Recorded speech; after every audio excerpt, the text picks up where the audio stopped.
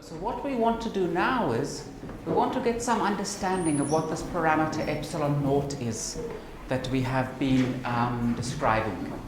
So what is epsilon naught? So I'm going to do the following. I'm going to imagine that I have one charged plate and it is charged positively. So there's a positively charged plate. And attached to that positively charged plate is a handle that I can use to move the plate. Sitting next to that, there is a second plate.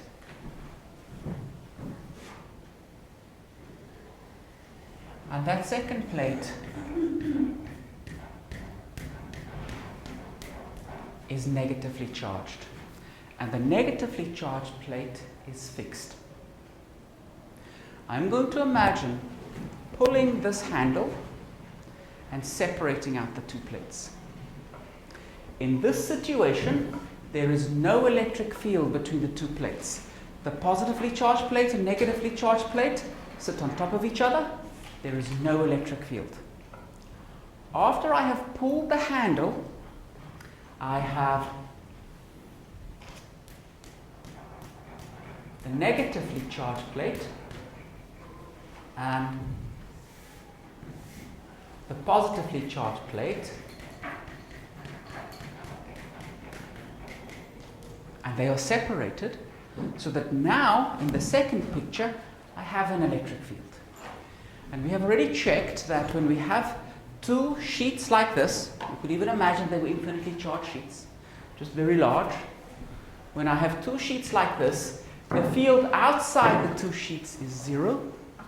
The field inside the sheets points in that direction, and it has a size of sigma over epsilon naught. So that's the value of the electric field there.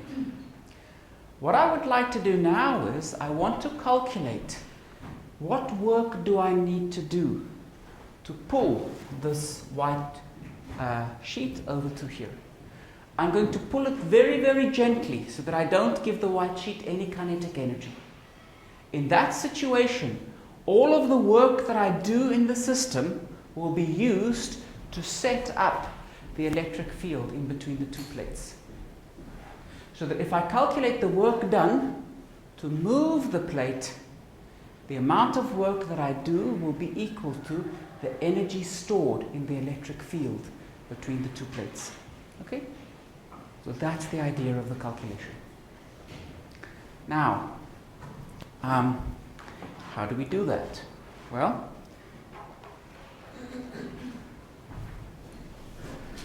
I'm going to be moving the positively charged plate. The positively charged plate feels the electric field of the negatively charged plate. What is the electric field of the negatively charged plate? So this is not the total electric field. This is just the electric field of the negatively charged plate. Good. So in this case, does the field point away or towards? Towards.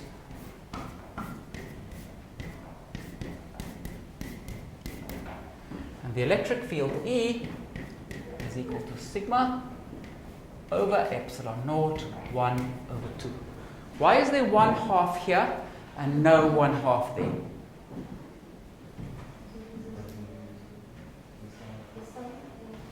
Good. We've summed two electric fields to get this answer. To get 0 over here, 0 over here, we sum the field from the plus and the minus. There they cancel. And in the middle, they add to give us sigma over epsilon naught. So if this is the force felt by the positively, if this is the electric field set up by the negatively charged plate, the force felt by the positively charged plate, F, will be equal to charge times electric field. So it will be Q times sigma over epsilon naught times by 1/2. That's the field that the positively charged plate feels. That's the total charge of the positively charged plate. So I can also, if I like, write this as the area of the positively charged plate times by sigma. Okay, this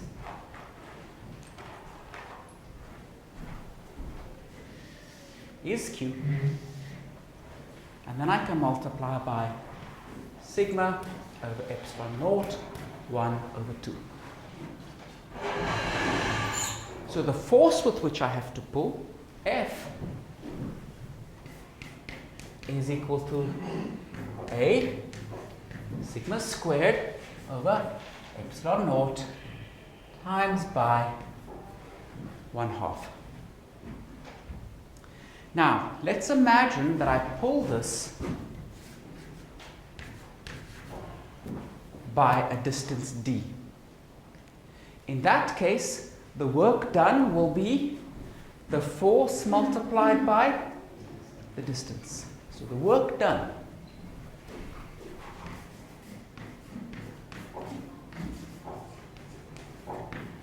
is equal to d times by A times by sigma squared over epsilon naught times by 1/2. Are there any questions on that? So this work done, all of that energy was used to produce the electric field that now sits in between those two plates. So if I now say, what is the electric field? The energy stored in the electric field,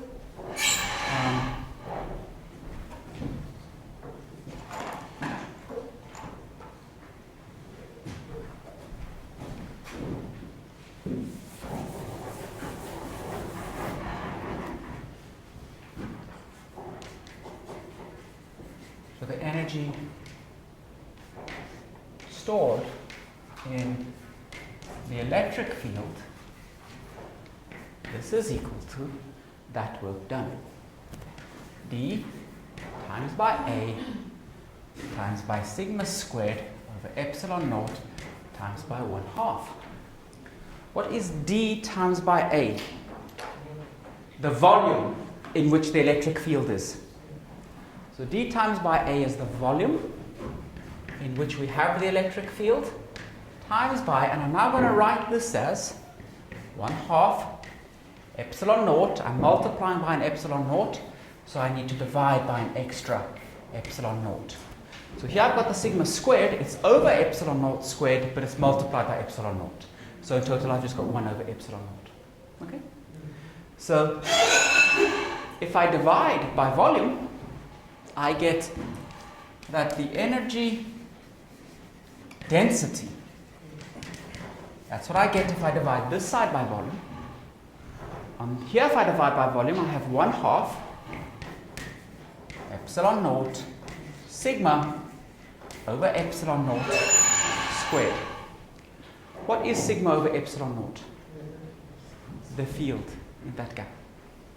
So this is nothing but 1/2 epsilon naught and the magnitude of the electric field squared. So that's the energy stored in the electric field. 1/2 epsilon naught times by the magnitude of the electric field squared. Okay, that's the formula that I wanted, and that's where we're going to get our interpretation from. So let's remind ourselves of a few other basic formulas.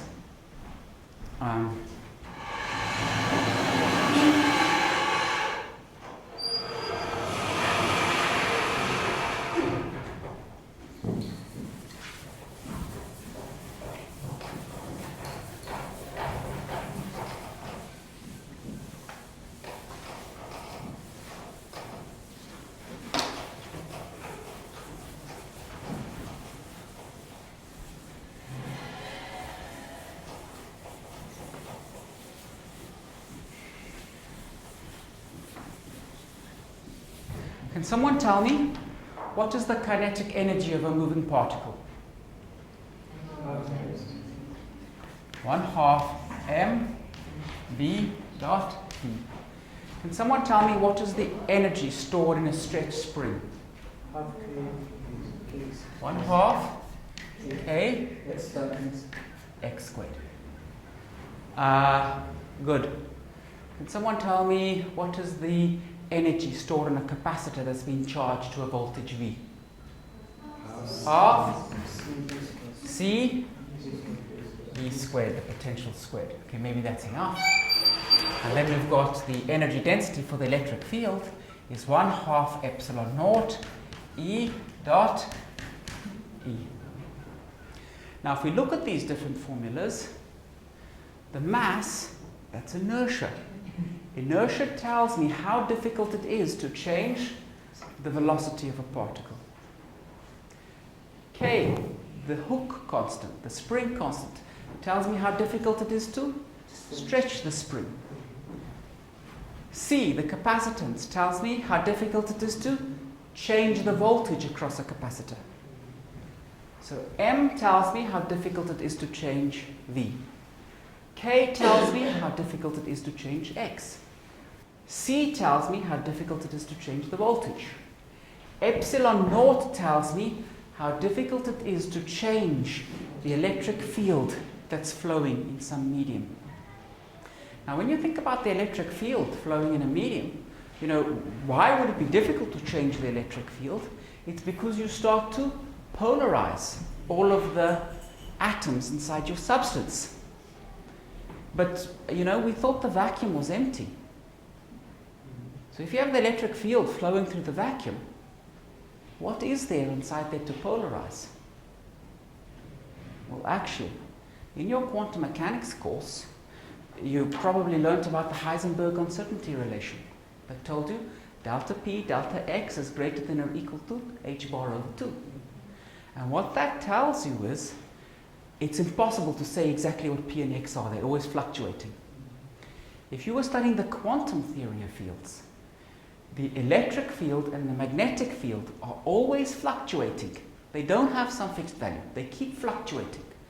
And the reason why they keep fluctuating, the electric field and the magnetic field, is that you have things like positrons and electrons popping out of the vacuum and annihilating back into the vacuum. And they keep popping out of the vacuum and going back in, popping out and going back in.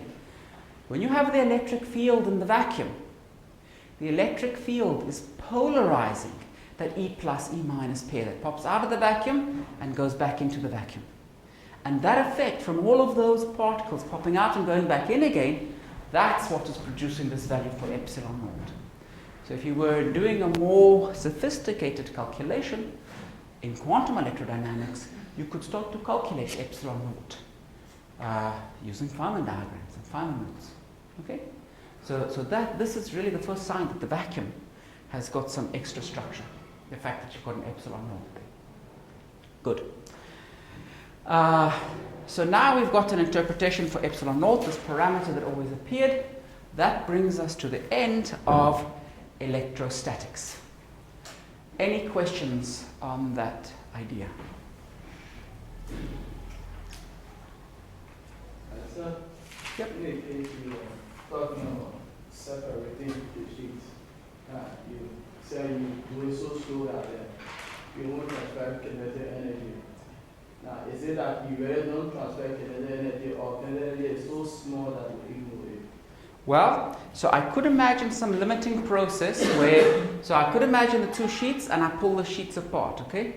And I could imagine that it takes me thousands of centuries to pull the two sheets apart. In that case, I will give the one sheet such a tiny velocity that v squared truly is negligible. And if you're not happy with that, then you can take even longer to separate the two sheets. So you could imagine moving the one sheet as slowly as you like away from the other one. And then the kinetic energy truly goes to zero. Happy, William? Good. Any other questions?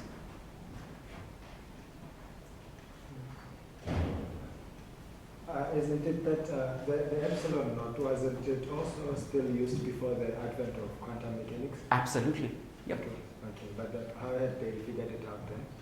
Oh, epsilon naught was measured.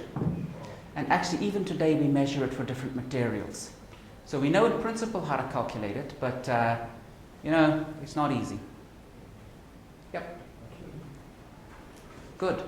You're a mathematician, right? Yeah. Great question. Yes, Thomas? Oh, so it's inside the Coulomb force law, right? So you would be able to measure forces and get hold of epsilon naught if you wanted like that. Yeah. Good. Any other questions? Okay, good. Oh yes, Khalid. Now we say that if we have a vacuum, there is kind of interaction inside the vacuum. Now if you suppose that we have two plates without charge, there's no charging, and put it, there is kind of interaction between these two plates. Is it possible? Okay. So you mean let's take two plates Yeah. that are not charged. In the And- vacuum. Okay, but it's inside the vacuum. Okay. Then in fact, so there is a claim. I don't think it has been measured yet. I might be wrong, but I don't think it's been measured. But the claim is, if you have two plates in the vacuum and those plates are not charged, they will still feel a force. And the reason why they still feel a force is precisely because you've got a vacuum there. Okay? If you want, we can talk about it after the lecture. I'm not going to go into it now. If you also would like to Google some term, you can Google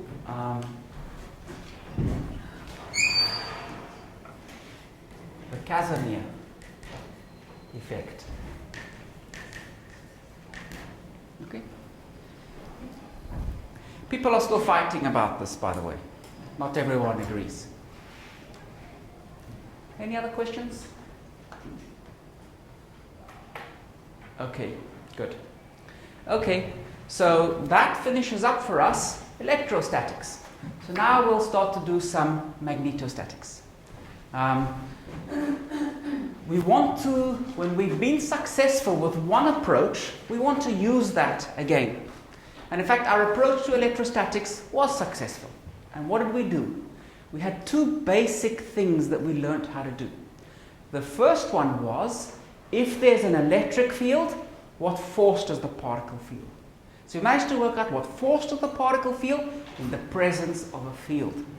The second thing that we managed to do is, if you have some charges, you will be able to set up an electric field.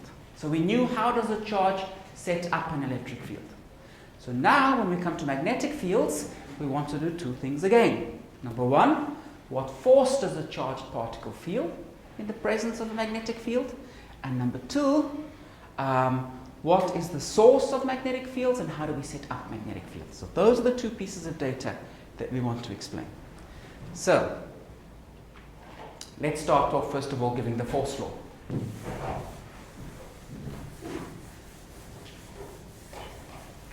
So the force law is given by F is equal to Q V cross B. First thing to notice, if you're not moving, so if V is equal to naught, if you don't move, that means you don't feel a force. So you have to be moving to feel a force. Good. Let's now consider the second thing. What I want to calculate is, I want to imagine taking a particle and it feels a force. It will move in some direction because there's a magnetic field acting. So I don't know how the particle will move. Let's just imagine the particle follows some path because there's a magnetic field acting. What I would like to calculate now is, what work does this magnetic field do? Now to calculate the work done,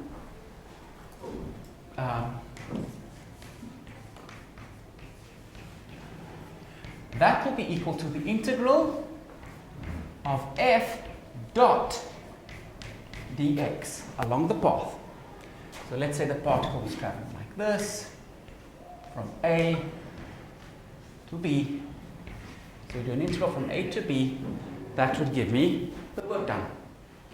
I can, instead of thinking about integrating dx, I can change variables and think about integrating from some initial time to some final time.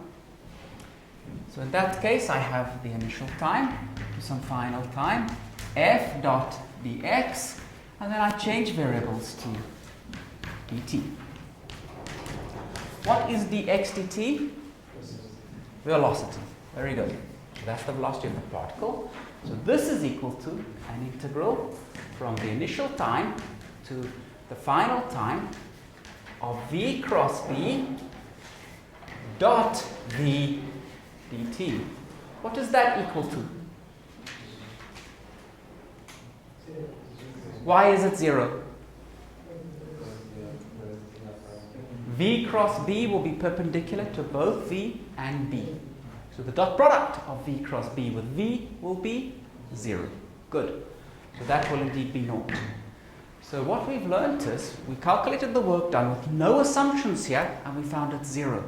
What this proves is, magnetic fields can do no work. Okay? So,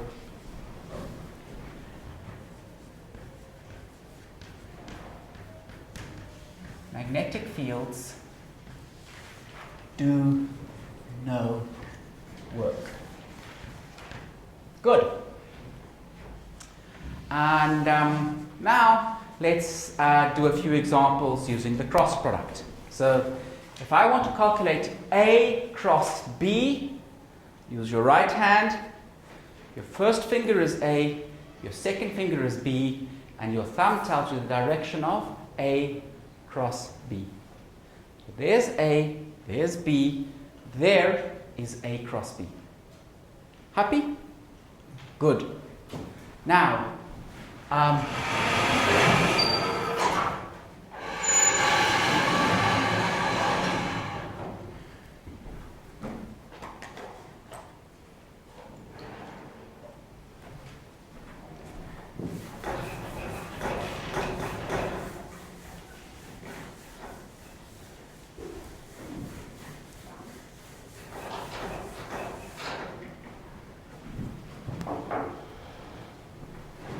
here is the B field.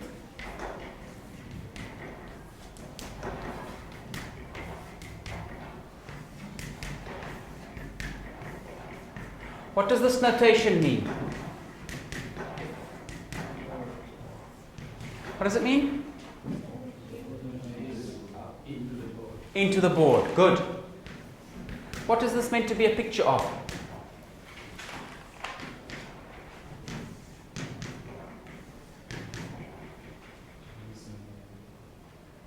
How do we indicate out of the board? Dot. What are we drawing a picture of when we draw that? An arrow. So that's the back of the arrow. So there's the arrow sticking into the board. This is the tip of the arrow coming through the board. Okay, good.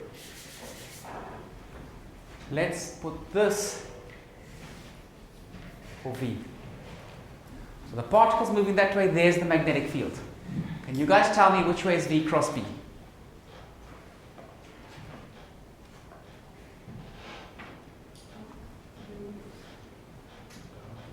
Downward. Downward? Yes. Are you sure? Which way? Downward.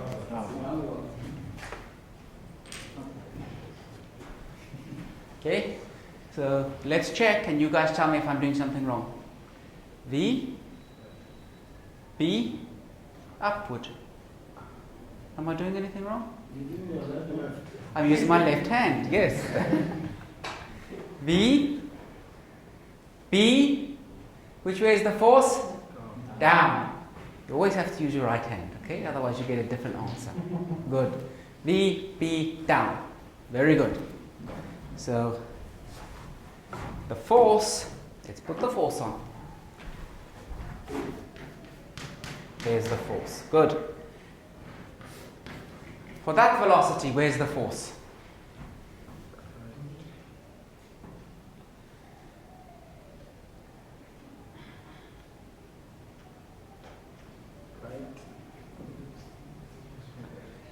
Muzi, which way is the force?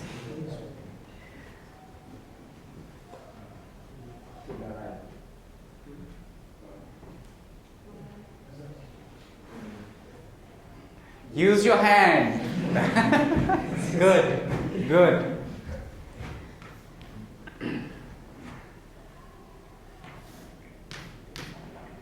Thorsten, which way is the force? Use your hand. Don't laugh, it could be you next. Up. One more lucky person. Zaga, which way is the force? To the left. Wow, that was quick, but I saw the hand. Good. Okay, that's how the force is acting, that's how the particles are moving. Can you tell me how this particle will be moving in this magnetic field? Circulating, absolutely. Okay, so it will start to circulate. For a particle in undergoing a circular path like that, what acceleration does it feel? It's mv squared over r, right? Depends on the radius of that path. Actually, some of you might have read about the Large Hadron Collider, the LHC. One of the things that they do is they apply magnetic fields and they watch how does the particles track curve. And by seeing how does the particles track curve, they can determine what is the mass of the particle. Okay? And this is the physics that they're using to do it. Good. Okay. So that is the force that acts on a charged particle moving in a magnetic field.